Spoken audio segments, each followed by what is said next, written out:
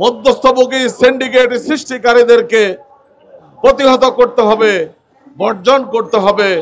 সেই জন্য ভোক্তা সাধারণকে ঐক্যবদ্ধভাবে ভূমিকা রাখতে হবে, যাতে করে উৎপাদিত কৃষক এবং উৎপাদনকারীরা ন্যায্য মূল্য পায়।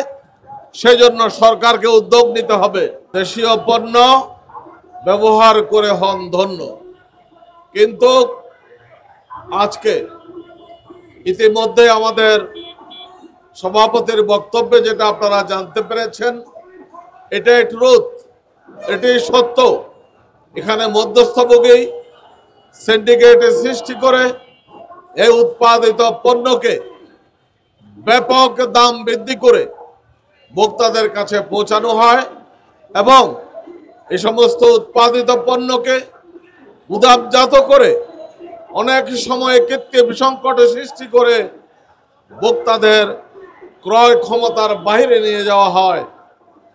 যারা এসব করছেন তারা অতীতে ফ্যাসিস্ট সরকারের সাথে সম্পৃক্ত ছিলেন, এমপি মন্ত্রীরা ছিলেন। হাজার হাজার জীবনের বিনিময়ে, রক্তের বিনিময়ে, পঙ্গুত্বের বিনিময়ে বাংলাদেশে নতুন করে স্বাধীন হয়েছে। এই নতুন স্বাধীন বাংলাদেশে কোনোভাবে আর ফ্যাসিস্টদের জায়গা নেই। আজকে কেন পণ্যের দাম বৃদ্ধি পাবে দেশ এবং জাতি জানতে চায়। আমি আজকের এই জায়গা থেকে প্রধান উপদেষ্টাকে আহ্বান জানাতে চাই, আপনি নিত্য প্রয়োজনীয় দ্রব্যের লাগাম বৃদ্ধির লাগামে টেনে ধরুন।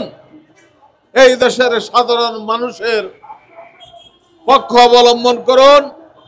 সাধারণ মানুষদেরকে তাদের প্রয়োজনীয় দ্রব্যগুলো সহজলভ্য করুন।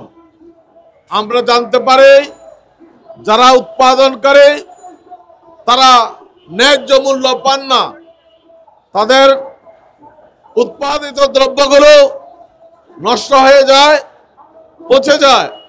অন্যদিকে আমরা যারা ভোক্তা তারা অন্য অধিক মূল্যে ক্রয় করতে হয়। এই মধ্যস্থভোগী যারা, সেটি বন্ধ করতে হবে, এটি সরকারের দায়িত্ব।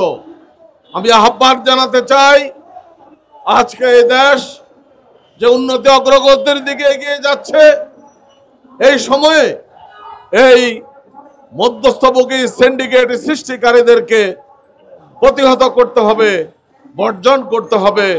সেই জন্য ভোক্তা সাধারণকে ঐক্যবদ্ধভাবে ভূমিকা রাখতে হবে, যাতে করে উৎপাদিত কৃষক এবং উৎপাদনকারীরা ন্যায্য মূল্য পায়।